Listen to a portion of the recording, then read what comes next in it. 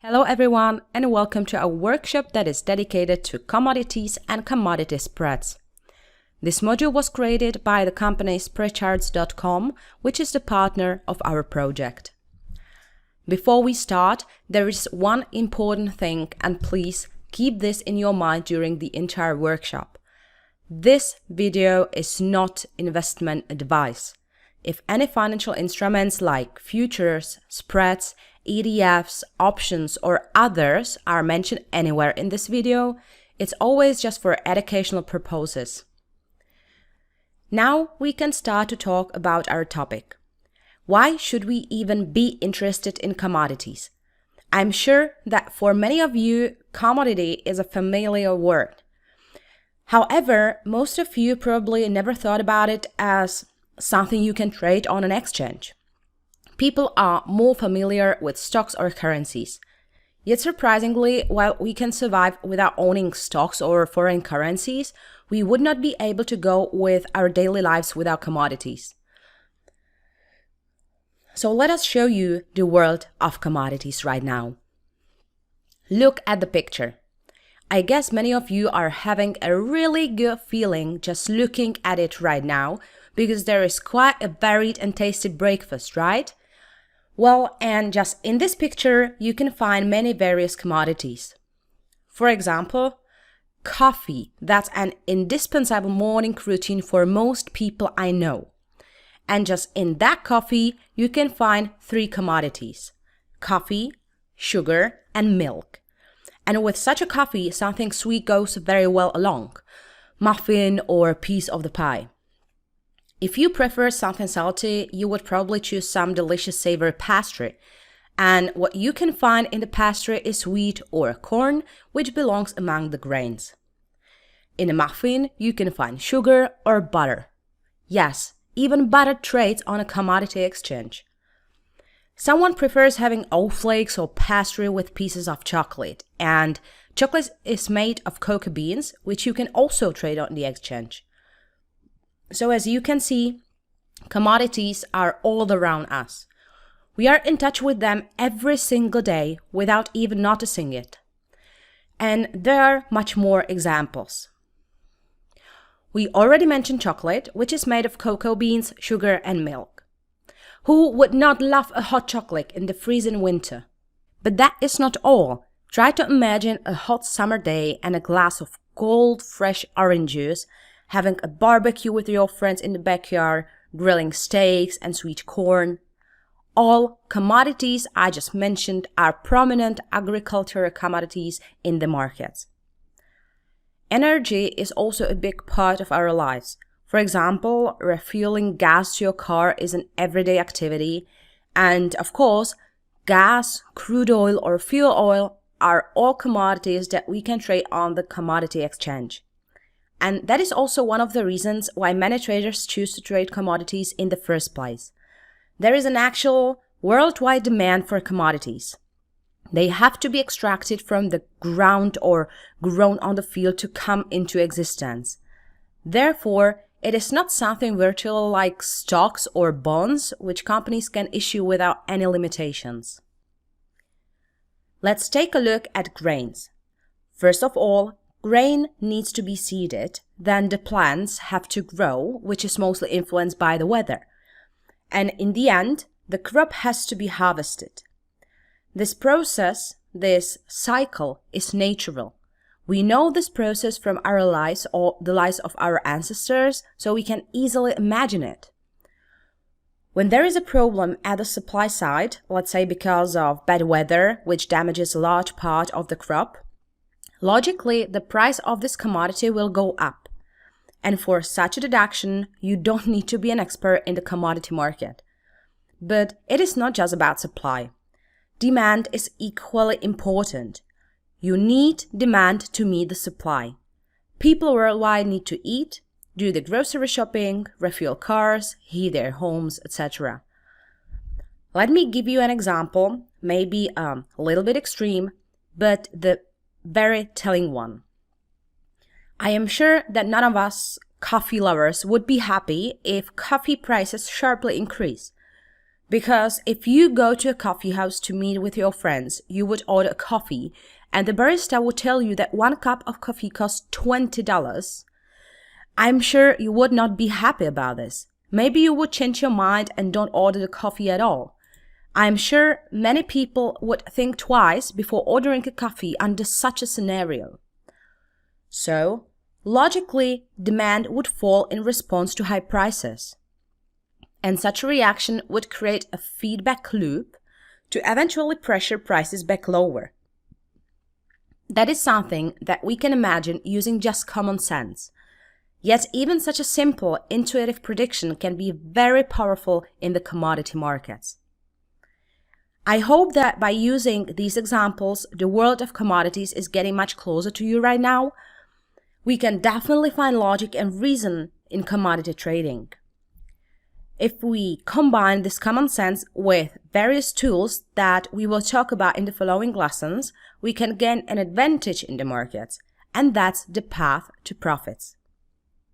Here, you can see the most important commodities groups. These are the most popular and widely traded. Some other, less popular groups like dairy products mentioned before are not listed here. In this workshop, we will focus mainly on grains and meats. We deal with commodities every day. We just don't think about them so much.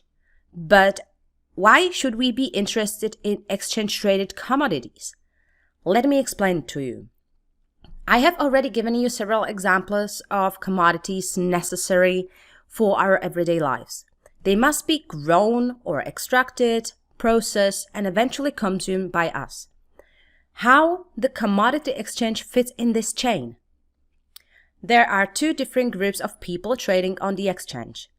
The first one is the speculators who analyze the markets from behind their computers, guessing the future price trends and trying to earn some money.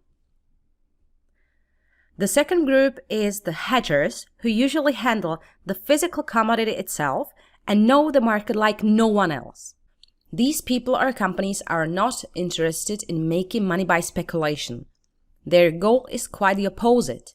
They want to get rid of the risk that changing commodity prices would negatively impact their business.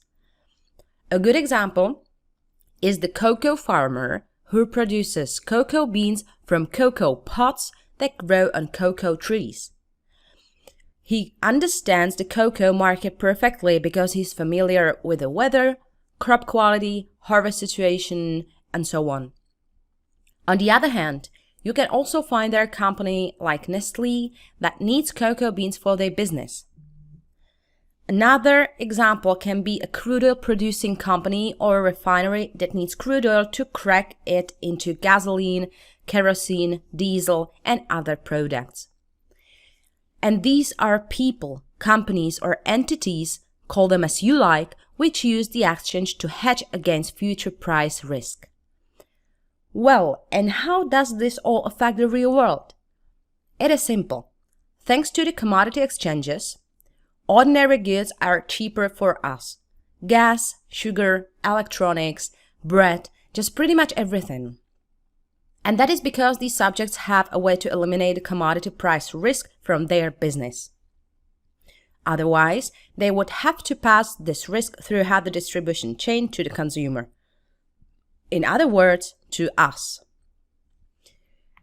And this is the main point of this lesson, where we wanted to show you why commodity exchanges are so important. But this is not the end of this lesson. We would like to show you the point of view from the other side. It's not just the commodity exchanges that affect the real world, but also the real world events that affect commodity exchanges and commodity prices we can observe in our charts. In this example, you are looking at the corn price chart. We won't delve into details for now. Let's just say it shows the price of corn in 2019, and you can clearly see this extreme upward trend since May, which lasted several weeks. This was not just a coincidence. It was caused by unfavorable weather conditions during the spring, which delayed the planting of the new crop. This whole situation created a panic on the market. people were concerned about the quality and quantity of the new corn crop. The price naturally surged higher as a result, so the real-world events affected the price in a major way. We don't need to be experts to understand this relationship between weather and the corn price. Let's take a look at another example. This is the price chart for lean hogs, and you can notice the sharp increase in price starting in March 2019. It also had a reason, and a very serious one. The African swine fever virus that affected pigs in China and led to enormous numbers of dead pigs. And again, like in the previous example, it raised worries if there will be enough pork meat for all the people. Once again, this is something that we can easily understand. Forced reduction in pig herds leads to much less pork meat being produced. If there is not enough meat while demand remains the same, the prices go up. That would adversely impact many people, especially the poor. And that's precisely what you are seeing on the chart. So these were just two examples from the real world. We are not saying that since now you have to watch all the news from all over the world. It usually doesn't work this way. When some event hits the news, it's already reflected in the price of a commodity. Luckily, there are tools that can alert us about such interesting opportunities in advance, even before they hit the news. But we will talk about it later in the following lessons. At the end of this lesson, we are going to tell you the whole content of this workshop. The first lesson, why we should be interested in commodities, we just finished, and I really hope that you like it, that it was engaging. And if so, stay with us as we will show you right in the next lesson how commodities are actually traded on the exchange.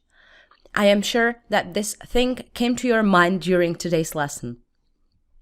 The third lesson is called Market Structure as a View to the Future. I know it sounds a little bit like sci-fi, but it is a crucial lesson to fully understand commodity spreads. We will analyze the market in more depth, but you don't have to be scared of it because basically it will be only one chart. If you learn how to read this chart, you will gain a huge advantage in the markets. The fourth lesson will be about a much comprehensible topic: how it is possible to make money trading commodities on a regular basis. Basically, we will talk about seasonality and technical analysis. They are easy to understand, yet very helpful in trading. The fifth lesson will be dedicated to commodity spreads. You will learn how to trade commodities with lower risk and, therefore, smaller account. I'm sure that will be interesting to many of you. In the sixth lesson, we will show you how to look into big players' cards. That sounds like an unfair advantage, which it truly is, in a way. It will be about commitments of traders' data, which we will explain in detail. And besides, we will talk about one of the most frequently asked questions. What strategy is suitable for beginners? So in the sixth lesson, we will take all the knowledge from the workshop together and build a simple strategy. Of course, we will show it in a practical example. In the seventh lesson, we will continue with the strategy we built, add some additional info, and apply it to different trading opportunities. So it will be very practical. Well, and that's it for today. I hope that this first lesson was engaging, you like it, and you will join us on our journey through commodities. Have a great day and see you next lesson.